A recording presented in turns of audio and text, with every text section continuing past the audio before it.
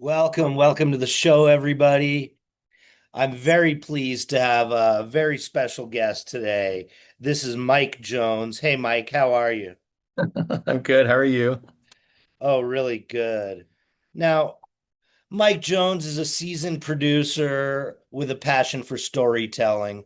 Born in Oakland, California, he's dedicated over 30 years to the art of filmmaking, specializing in the crucial task of assembling and facilitating successful production teams.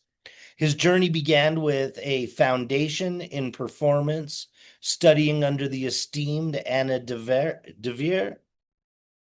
Smith. Anna Deveare Smith at San Francisco's prestigious ACT.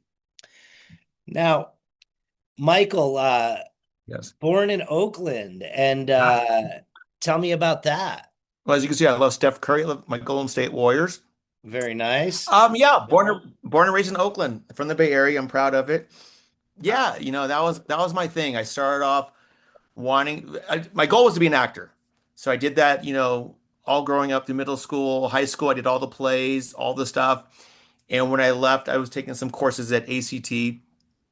Anna Deveare Smith was one of my coaches or teachers, and that was just my thing. And then I segued into behind the scenes. But yeah, I went to LA, and I think all of like age of 19 or 20 to be an actor, and it didn't really hit, which is fine. I did a couple things, but it didn't really hit because when I got to LA, I realized there's 40 other dudes that look like me. In the Bay Area, there's one. So it didn't really work out, but that's fine. And so what happened was I segued behind the scenes, which has really regulated my career, and I'm very happy with that. So, Yeah, and so what was it as a young person, very young in your case, that what made you decide you wanted to be an actor? Was there a certain film or play that you saw or I think it was just me. I grew up, I'm a Gemini. My birthday's in a few days. I've always been the performer. I was an only child. So my whole life, I would always do shows for my family or my mom. Impersonation. I do impersonations of everybody. And that was my thing. I was acting all the time. That's all I wanted to do. I just had that goal and I never thought about anything else. I just love it. I love performing. I love talking in front of people. I don't have a fear of that. I appreciate it. I'm like, bring it on. So that was just like my aesthetic. and so at 19 you moved to LA to pursue acting full time. Probably about 19. It's so funny. So in high school, I remember my drama teacher, Miss Ray, did not believe in me. She said, "You're never gonna make it, whatever." And we went to some show to go meet Lily Tomlin, Whoopi Goldberg, or whatever. I brought an autographed picture of myself and I gave it to Lily Tomlin and Whoopi Goldberg. And my teacher got mad. I said, "Well, I want them to have my autograph now." I don't care. And so I manifested. At the time, there was a spinoff of The Cosby Show called A Different World. It was just starting off. I said, I want to get on that show. I don't know how. And there was a young kid that came to my high school, my last senior named Malik, and his mom was a writer's assistant. And she got me on the show. So I was an extra. So I would drive down once a week from LA.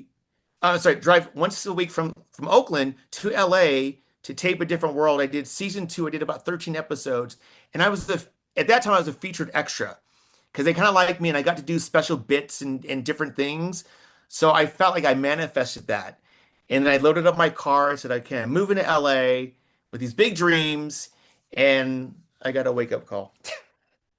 And when you were in LA, did you do some odd jobs along the way? So what happened was in the Bay Area, I had gotten a lead in a pilot called Story Behind the Story. I had a part, and I stayed in touch with the producers.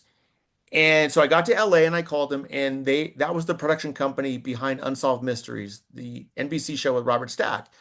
So I met with them, and they go, "Okay, we're going to hire you as a PA runner." I had no idea what that meant. So I tell people I worked for Unsolved Mysteries for 7.5 years. I started as a PA and I left as a producer. I worked my way up. I did every single position. And what I love about this time in my life was cell phones weren't out yet. So I had a bag of quarters. I'd have to go to the payphone. We'd have a pager. Um, Movie Magic wasn't out and Final Draft weren't out yet. So this was beforehand. And I learned the old school way. And so I kept learning different roles and finding out what every position did. And we also shot on film. we shot on Super 16. So I felt like that was literally my film school. And as things progressed, and I remember I got to beta test Final Draft when it first came out. And there's this weekend seminar called Movie Magic. But I learned the old school way of how to break down budgets and boards on pen and paper and the old original strip boards. So I'm so grateful for that time because I feel like that's helped me transcend. But and that was really great because everything started to change. And then cell phones, but they were the big giant ones. And you had to be rich to even have one. It was a big deal. So, but I say that was my film school, and that's where I really learned everything behind the scenes. I was still pursuing acting, and I'm so grateful that that's the knowledge now behind that I have. I have a full circle. You know what I mean? That is so cool. I haven't thought about unsolved mysteries in a while, but I love Yeah. it. Robert Stack. And so then that's how you become a producer there, is working your way up in unsolved mysteries. What happens next? Well, okay, so at that time, I went to like a coordinator, second AD, etc. And then I went to a company called PPI, and they only did all the live HBO comedy specials. And so I worked with like Chris Rock, Bill Maher, David Spade, D.L. Hughley, Kathy Griffin. And so that's all they did were HBO comedy specials. And they were starting a new show called Curb Your Enthusiasm, which I did not do that show, but that was the company that started it. So that was great because those were live experiences. Being a part of a live, you get two tapings. You tape two shows, one for the show and then one for safety for backup. So those were awesome. And again, I was still getting my feet under my belt. I was a production coordinator, production manager. And then I finally, at the time, I'm no longer married. At the time, we moved to Oregon to to raise. At the time, I had my son, and I didn't know anybody, and I had to start from scratch. And so all my 10 years of television and life, it was gone. I was a nobody. Nobody cared about me. But I got a job as Gus Van Sant's assistant on a movie called Elephant, which won the Palme d'Or at Cannes. And I had to start from scratch, literally become a PA, go get Gus's breakfast, the coffees. And, but it was fantastic. Gus is a great guy, very nice and quiet.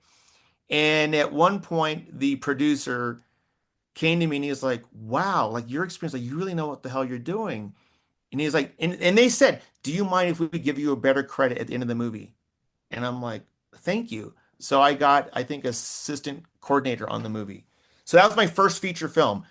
And Elephant is the Yeah, one about the school shooter, or it's kind correct. of from tell us a Yeah. little bit about, remind me. Elephant was pretty much like Columbine in the sense of it was told in a Rashomon style where it's from three points of view. So you'd see the movie three different ways um, into the ending of the whole movie. It was beautiful. It was a piece of work. I mean, Gus is incredible. Yeah. Harris Savitas was the DP. He shot, stuff for Fincher. I mean, it was a great experience. And for me, that kind of opened up my door to Portland because it took me 3 years to break through. No one cared about this kid from LA. And then from there, I met some young guys. And what the great thing about this time was things like the 48-hour film project were happening, and everybody was helping everybody with their projects. So a group of us, like, we started doing these horror movies, and we'd help out. And then again, there was only Hollywood Video and Blockbuster at the time. There were no DVDs yet. These were not even out yet. And we're making these horror movies, and we got out there into the video stores, and that just kept propelling me where I went from like a coordinator to a UPM to getting a producer credit, making these horror movies for like $100,000, but they looked better than $100,000 movie. And that kind of segued and opened up more of a path for me. And so, how long were you in Portland? I lived there for 16 years. I was raising at the time my son, and then we had a daughter. And it's great. So I pretty much worked in Portland. I did a bunch of movies that came through there. I got to be part of the hierarchy. Again, there was the A team that got all the big features, and then your subsets. So I was lucky to kind of get into a groove where I was just really pumping out the horror movies or the thrillers. I knew my place. And another great thing that happened to me was I did get a big movie. I got my first one and I got fired because I wasn't ready.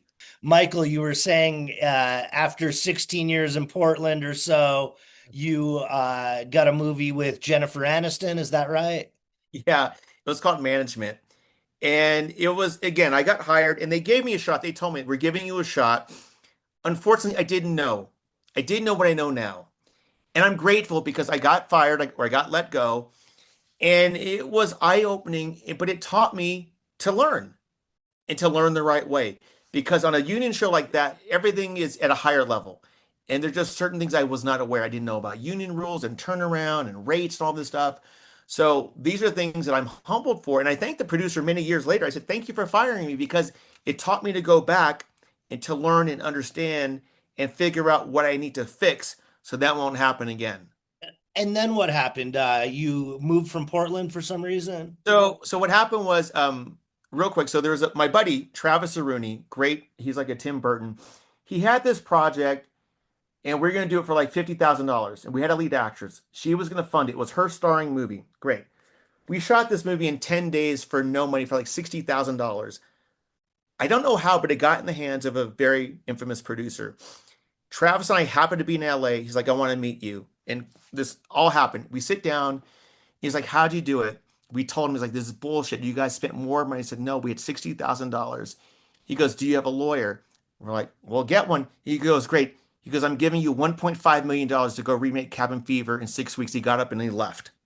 And we took a photograph, which I have to this day, an 8 by 10 of what just happened. But they gave us 1.5 to go remake Cabin Fever for Eli Roth, who wanted a reboot of his movie. And so that all happened based on a $50,000 movie we made, which was crazy. Wow. Yeah. Yeah. And the producer was Cassian Elwes, and he's a big time producer. Yeah, tell me a little bit more about Cabin Fever. So Eli wanted to do a reboot of Cabin Fever. He wanted a different perspective.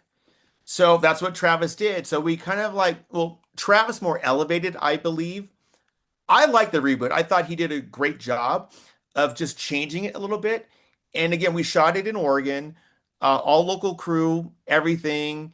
I thought it was great. It didn't get marketed properly. It kind of got lost in the mix. And everyone kept comparing and saying, "Oh, I think at the time we got so much hate from the online people, they never really understood what was asked of us. We were told to do the reboot. It's not, it's like take the original script, redo it, change it up a little bit, and that's exactly what we did. And again, I'm very proud for what we did with literally no money because we had 1.5. However, half of that had to go to the original producers and people. So I maybe did it for like $800,000, you know, but that propelled us then to get 3 million for the next horror movie. So that kind of got me into the world of, after that, I moved back to California. I was back in the Bay Area, but it got me propelled into starting to do bigger movies, and people started seeing me, and and all of us started ramping up. All of us involved got in the unions and started doing our own projects. So I felt like that little movie was our jumping point, and I'm grateful to this day because it does not look like a $60,000 movie, and I'm very proud of it. So you seem to have a knack for making something out of nothing. Tell me about that and how that's behooved you during your career. Well, I think one of the great things so the movie we made was called Intruder, and we shot it in Portland. The one thing Portland is known for is rain. It never rained once. So when you see the movie, it's me with a water hose in front of the camera. No lie. Or we put PVC piping along the windows of the house. And so this is what I love about, almost like in Jaws, when the shark doesn't work, you figure it out and you make it work. So it's literally every shot in the movie is a water hose. And I love it. And no one can tell the difference. So you're back in the Bay Area, you're working you're joined the union, you're making projects with Yeah. similar group of friends a lot of times. Where does your career take you at that point? At that point, I'm not sure. There was a lot going on. I went through a very nasty divorce, whatever. So what happened was I had to get custody of my daughter and I took a year off. I literally stopped everything and that's the way it was. And so I had to kind of revamp. And I got a job with Extreme Makeover, the home show, as a location manager. So I said, you know what? And I love that experience because I worked 2 years I did the last 2 years of the show strictly in locations. So I didn't have as much um of a burden as a producer, but I loved it because those are experiences I will never get to have again in my lifetime. And they were magical. And I'm so grateful because I got to travel all over the US. And that was a fantastic show. And so that was something where I segued into that during that time, regrouped, and then I kind of reformulated and got back into producing or line producing with people in Los Angeles and just, even though I was in the Bay Area, I never worked at home. So I was always just kind of still doing indie movies, which is primarily what I do is our indie features. Well, tell me about the significance of independent film and, what is it about making small movies and working with these teams that are sometimes kind of fly by night or sometimes very talented but a little bit edgy. Yeah. What is it about independent film that you enjoy? Well, the one thing I love is that we don't have a lot of money, so we have to figure it out. Again, sorry. So Rick, another one in Portland was called Behind the Mask. It's a very infamous horror movie. Critics loved it. We're now doing a sequel 20 years later. Scott's doing a sequel because of the love. I think it's just about coming together. And on any project, I try to let everyone know we're in this as a team. What's the vision? How do we do this? I don't have a lot of money. How do we get creative? I love the idea of just getting it done. I have been fortunate. My last three movies have been studio based, but they've been smaller indies in the 8 million range, and they've been very forgiving, like, go do your thing. I love the creativity. I love, I think it's just working together as a team and figuring it out. Like, how do we get this done? We got to be scrappy, you know? But I enjoy it. I really do enjoy the process. And I just love all the crew. I do. I get along with everybody. All right. I try to. Uh, and so you're still in Bay Area. You've got Yeah. custody of your daughter at this point, Yeah. I'm Yeah. guessing.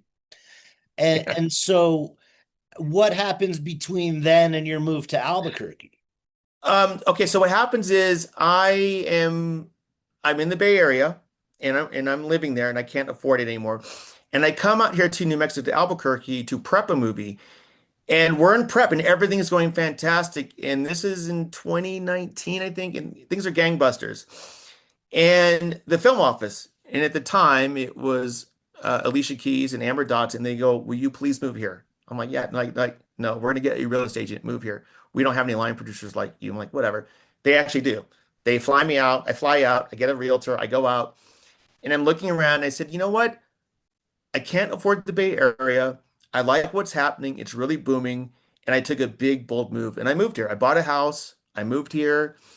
And then of course, COVID happened like 6 months later. We did the movie here. We did the movie here, which is great during COVID. Um, but no, I moved and I love it here. And then I call this home, and that's why I tell people like I own a home, I pay taxes, and I do everything I can to bring projects here. It's just been a thing where it just hasn't parlayed yet, you know? And do you find yourself traveling to other cities to work very often? Yeah. I'm flying to Atlanta tomorrow to start a movie.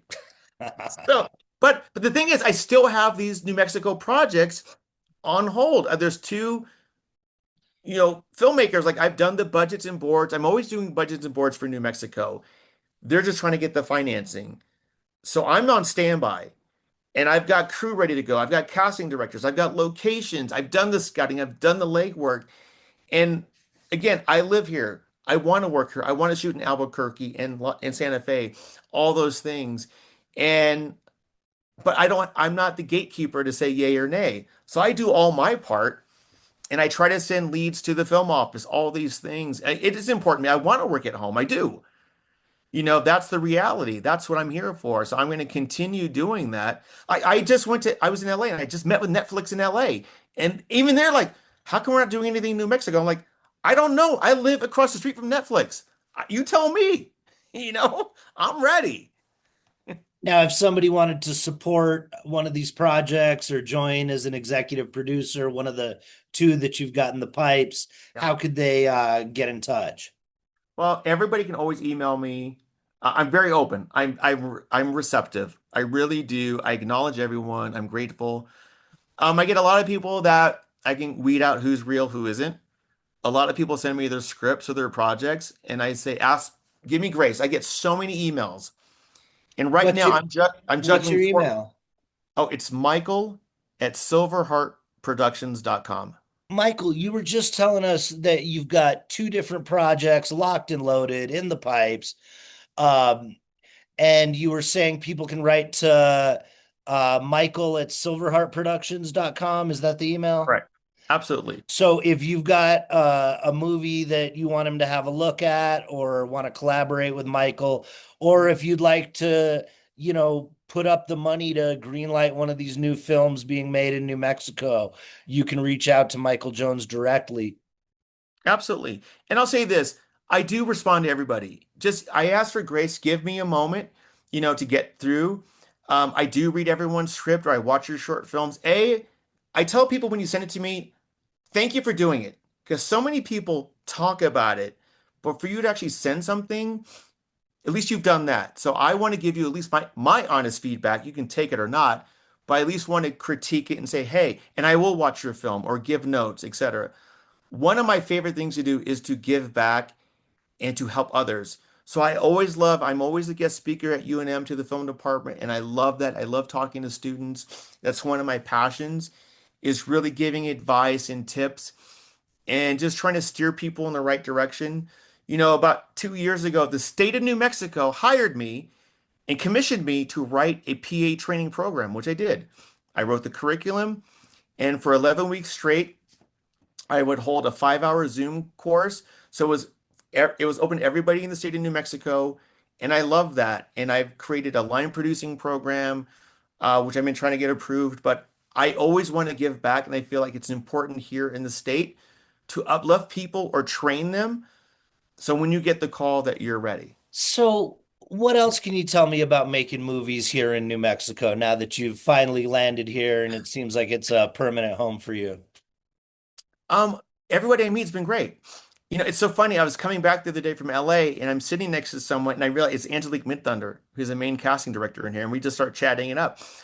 So I have relationships here and I really do like I drove up to Raton and met with them. The smaller cities, I met with them and I talk about, hey, I'm trying to bring projects here, or what's your infrastructure? What's going on? I always want to meet new crew people. Hey, what do you do? I'm collecting resumes because my goal again is to have something here, hire everybody, not from LA, and it's homegrown. And I wrote a script, and I'm not trying to be a writer, but I wrote a script specifically for New Mexico, which I now have someone shopping, and that means to try to sell it. I'm not trying to direct it. These are things I'm like, okay, if I build it, maybe they'll come. I'm trying to bring it here and get infrastructure here. And also, like, I'm working with the manager who manages Giancarlo Esposito. I've connected with them, and I'm doing a side project right now. So again, I'm like, how can I get people that have been here in Albuquerque or New Mexico and they get it, they understand it? How can I attach them? So these are the things that I'm working on constantly. You might not see it in the foreground, but this is the work I do in the background. Like I go to LA, I meet with A24, I meet with Netflix and Blumhouse and all these guys. Hey guys, New Mexico, New Mexico, New Mexico. And like, oh, okay, that's great. It's just about showing them that there's people that are here that know what they're doing. You don't always have to get them from LA. So that's what I'm doing in the background all the time. And you were executive producer on a movie called Code 3 that premiered at Toronto, which is a very funny film. What can you tell me about that? That's if my career ended today, I'm happy. I can go out on a win. That was a movie about EMT, EMS services, starring Rainn Wilson and Little Rel. It's basically a 24-hour shift in the life of an EMT. It's his last day, and it's written by a real paramedic. It's his story. This movie is his story. So all the stories are accurate. There's no Hollywood bullshit. And to this day, I literally get fire people or EMTs email like, "Hey, I saw your movie. Thank you. This is the most realistic movie you've done of us. You portrayed us in a great light." So I feel so proud of that. And I was the line producer, executive producer, and I just one of those. I'm grateful, and also it was one of the last movies in that we shot in Los Angeles before the strike. I had every single union. I came under budget. Everybody was happy. It was all practical locations, and I felt it was a good message. Yeah. So I'm very proud of it. And what was your experience like on it? Were there any stories there? Uh, yeah, there were stories. So, the studio was called Wayfarer Studios, and at the time, they were doing another movie called whatever the one with Blake Lively and Justin. So that's his company. So I didn't have to deal with that one. It was great. Here's the thing. My kids got me into The Office. I loved it. And here's Rainn Wilson, Dwight Schrute, nicest guy in the world. It was just a wonderful experience. It was just a wonderful experience, a great crew. We got it done. I'm always proud when something gets done on time and on budget without a bunch of drama. Like there's always drama to some extent, but I was just very proud of it. And every day I went home saying, you know what? To have people watch something that you're proud of makes me feel good, and that's all I can say. So I'm happy with it. Great movies have been made here since the days of Billy Wilder, D.W. Griffith.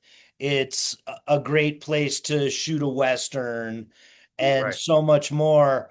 I think the infrastructure here, could use some bolstering, but NBC Universal Yeah. believes in it, Netflix believes in it. So I Yeah. think it's only a matter of time before there is a real renaissance of movies being made here again. I hope so. And what I appreciate is you and your film festival. Like I went there last year and seeing some of the product in the films, I'm always inspired, especially when I see the shorts or the narratives from, the local market here, which I think is great. I met Keith Jardine a couple years ago and I saw one of his shorts. He was fantastic. Keith called me to do his feature. If you don't know, Keith Jardine's a former fighter, filmmaker here in Albuquerque. I couldn't do it because I was on something else, but I just respect that and what I see the caliber of talent and their films and their product. Like in a perfect world, I've always this is me. Okay, Netflix, if you're going to bring in all these projects, give somebody here locally who's a writer or director, give them one episode, give them a shot. They actually can do it. You know how it is. You got to just give somebody that one little shot, and you're like, oh, wow, they know what the hell they're doing. Because there is a ton of talented people here. I really agree with you, and I think that's what AMC's Dark Winds has done very well, is given a lot Yeah. of new native people their first chance to direct a Right. television episode, and Yeah. brought in new writers and Mhm. a lot of new talent that Yeah. can use that big break in network television Mhm. show. And I love it because these stars love it here. So I live across the street from Netflix, and at the gym, Ransom Canyon. So they were all there in the morning. They'd be working out, Josh Duhamel and the other actors, and they all, oh my gosh, we love Albuquerque, we love New Mexico. Like, here's a funny thing too. We're in the NBA Finals. Mike Brown, the coach of the Knicks, lives here in West Albuquerque. His wife's a teacher at St. Pius. His kid goes to UNM. I'm like, who would have thought? So there is stuff here. Well, you also love to paint. Can you tell me about that? I do like to paint. And what happened was during COVID. So where I lived at the time, I'm in the development where Netflix is. They're building all these homes. So on my off, I would literally go take the wood that was in the scraps, and I was painting like crazy. It literally was COVID. I had nothing else to do, so I would just paint like crazy on plywood or wood, and I just had my whole house filled with art. So that's what I was doing. And you've worked on movies and TV shows in more than 35 states in the US. Is that true? That is true. I've worked in about 36 states. I have a key to the city of Savannah, Georgia, from the mayor. I don't even know how I got it, but there was a big thing, and I was filming. She's like, "Come here, Michael Jones." I was like, "Huh?" And to this day, it's in my safe, and I have the key to the city. I was able to do a thing at the White House with former First Lady Michelle Obama. Secret Service gave me a coin, everything. They said we would hire you in a heartbeat. You were so on point because I handled everything, which was fantastic. Um, so yeah, I love traveling. What I love is meeting new people, hearing their stories and the flavor. Like I've been in Hattiesburg, Mississippi. I've been in Juneau, Alaska. I've been in Iowa in the cornfields. I've also been in New York. So I love all these different aesthetics and people and crew. And that's when I'm doing like 150 crew people and I've got to maintain all the egos and all this stuff. I love it. It excites me. I love people, but I love seeing what they can do and also pulling something else out of them. So when we did the movie here in New Mexico, there's a young guy struggling. I forgot what department he was in. I said, "What do you want to do?" Because I really want to be in art department. So I talked to him. I said, "Well, can we move him?" And we moved him the show and he got union like that. But I see people, I'm like, where do you really want to be? Let's see if we can move you. I'm really good about trying to uplift people and help motivate them to what's going to make them excel and not just take a job because they think something. It's that you got to know your strength. Like I made a very early decision. I don't want to lift heavy things, so I'm not going to be a gripper electric. That's not me. I know numbers, I know people, I know whatever. So when a gaffer comes at me yelling and moaning about their back, I'm like, that's on you, bro, not me. Sorry. Choices. Michael, you've had a very exciting career. We've kind of been from the beginning to the end. Are there any movies that we forgot to mention along the way? I did one called Cinnamon, which premiered at Tribeca a couple years ago, starring Pam Grier and Damon Wayans. That was a film noir. Kevin Garnett, the basketball player, wanted to do some black film noirs, so we did that. You know, Behind the Mask, there's a movie coming out called Let's Have Kids. I think it's coming out on Apple. That's the last one I did. That was in Portland. I'm going to do one in I'm sorry, leave for Atlanta tomorrow for one called Resent Ernest. So I'm very indie friendly. I like to get my hands involved in a lot of things. And right now, you know, like you said, I'm trying to develop my own script and sell that. That's important to me. And I've got my own things that I'm into, you know, besides just movie world. I'm trying to do it all. As a Minnesotan, I'm very interested in what you what it was like working with KG, Kevin Garnett. Was that fun? How was he? Was he great? I didn't get to meet him. He was great. But here's the thing. I just got back from Minneapolis. I spent the past 4 days in Minneapolis for Prince's celebration because I'm a huge diehard Prince fan. So I was with the band the whole weekend. But Kevin Garnett overall was great. I did the Hey, What's Up at the premiere. Um, yeah, it was great. You know, it was a fun movie. Another one I'm proud of. I'm proud of the project. You know, listen, there's certain movies, and even Violet, written and directed by Justine Bateman. That's another movie that, if my career ended, you know what? I'm a very happy person. I've got to act in movies. I've got to act in TV. I've been behind some really iconic specials or things, and I'm proud of that. You know, and I don't want to give up, but literally I tell my kids, you know what? I'm proud. If something were to end, you know what? I'm good. I'm really, really good. So, yeah, those are things What that I'm happy with. what about Hands of Time? Do you want to say anything about that? Oh, that was one I was an EP on. That was one in Portland. So those are the ones I started doing horror movies with. Ted Firefrit and Justin Ament. We were just doing these horror movies, and that was another one, more of like a drama that they wanted to do. I was more of an EP. I wasn't even living there anymore. But, you know, because of who I am, they can use my name. Sometimes people call me, "Hey Jones, can we use your name? Can you get us in the door?" I'm like, "Sure, whatever." But I'm very particular about material. So here's the thing, and I have this stipulation. If you do a movie, say like The Conjuring or The Omen or something that's demonic, I will not touch, I will not read, I will not do it. I have no interest. It's something about my psyche. I can't go there. I'll do a horror movie with a slasher killer like Jason, whatever. That's fine.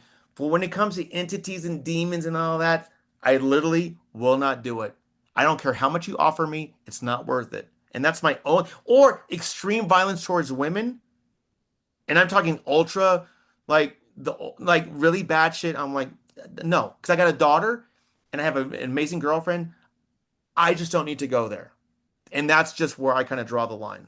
Anything else, I'm good. And you're no longer doing as many horror films, but I think Sure. that's how a lot of great talent gets their start.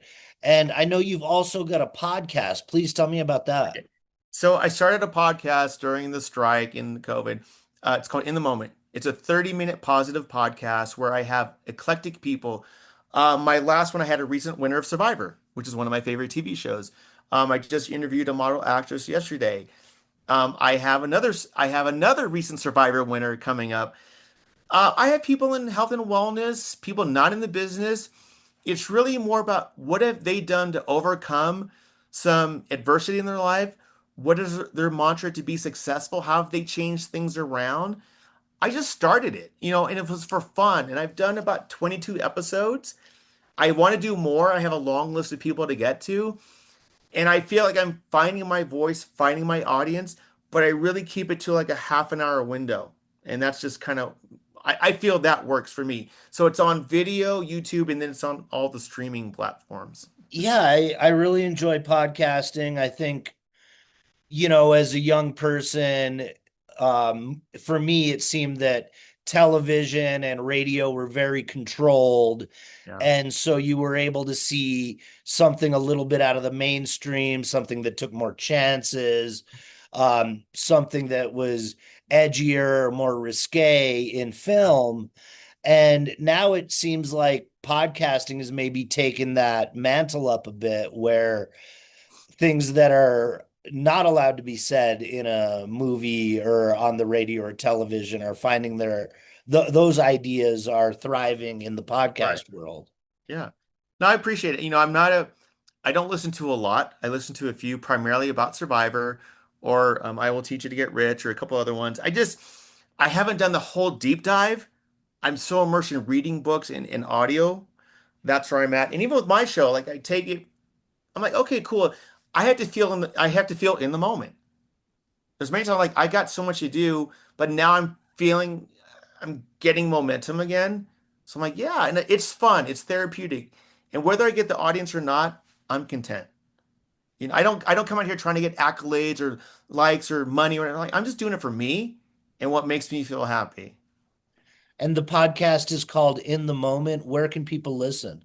In the Moment with Michael D. Jones, you can watch it on a YouTube video and on all streaming platforms such as Apple, Spotify, and Buzzsprout. And do you have any exciting episodes coming up? I know I've been on the show and I really enjoyed Yes. myself. So my last one was Rachel Lamont, who was the winner of Survivor season 47. I'm going to be meeting with, so I'm a big Survivor fan. I got invited to the live finale recently, season 50, which I was there. So I've met a lot of players. So now I've got them lined up. I just interviewed Lindsay Weller yesterday. She's a model actress out of Washington, D.C. She does something called boudoir um, um, modeling, which is I learned about that. I just have different people coming up, some musicians, some artists. It's just whatever I feel, and I just love being eclectic. I don't want to stay in a zone. It's like, oh my God, what's your story? What are you about? Tell me. I've got some of Prince's bandmates. One on my show, I've got some other ones lined up. From the new Uh, power generation or the revolution? so I just spent the weekend with Bobby Z and Lisa. That was iconic. Nice. But I was with Tony M and Morris, Morris Day and Morris Hayes and the twins who I'm really close to, Mike Phillips. So I was with all of them. I had such an incredible weekend. Sheila E., who's from the Bay Area, from Oakland. So yeah, I was having it. So I'm just, but also other people that are like coming my way, like, hey, I want to be on your show. That's kind of cool. So I'll let you know. I'm building out my Rolodex of people, and I have health and wellness people. And again, I've got some people coming up that are not even in the business. I just want to hear their story. What do they overcome? You know what I mean? You mentioned something called Survivor. Is that where they vote you off the island? What is Survivor? Oh yeah, one of the greatest shows of all time. It's a reality show. It's a fantastic show. There's my Survivor manifesting wall because I was just at the Survivor 50 finale live. And so I took pictures with everybody. Yeah, you're all on the island, about 16 contestants. You got to figure it out. You got to outwit, outplay, outlast. I love it. It's something for me. It's like it's an escape reality, but it's a reality in the sense I feel I'm watching people. I don't watch a lot of reality TV, but that's the one that I go to. That's my go-to. So I love it. It's my jam, you know? And what can you tell us about what you have coming up in the near future, and how can people get involved with you? Well, okay, so like I'm going to Atlanta tomorrow for one, but there's one I'm trying to bring here called it's called Disavowed. The director has shot here in Las Cruces. He loves New Mexico. He wants to come here really bad. We have an actor attached, Sam Daly, and some others. So I'm just on standby. I'm waiting for them to give me the green light.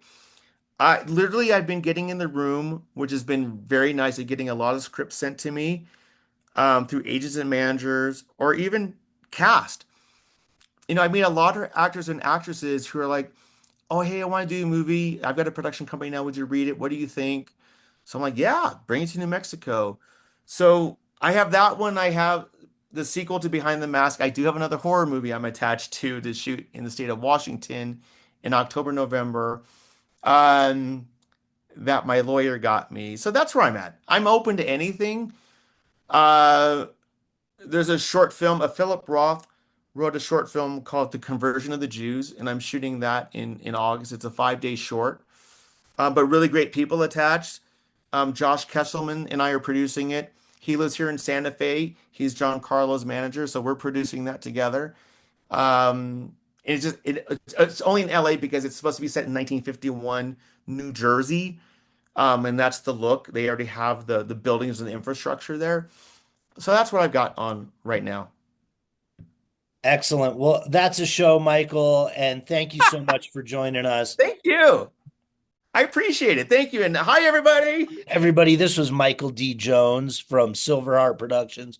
You can get in touch at Michael at silverheartproductions.com. He's a producer living and working in Albuquerque, and we'll see you next week.